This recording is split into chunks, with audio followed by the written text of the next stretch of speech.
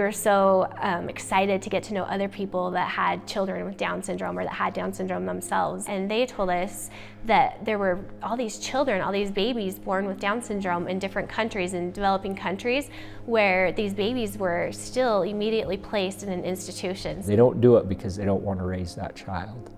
They do it simply because there's not the support, there's not the social acceptance, etc. And our country was no different 50 years ago. We considered, well, should we adopt? And we had just 3 little children at the time, and we thought, no, this isn't the time for us to adopt, but we want to do something to help. Andrea said, she said, I got an idea.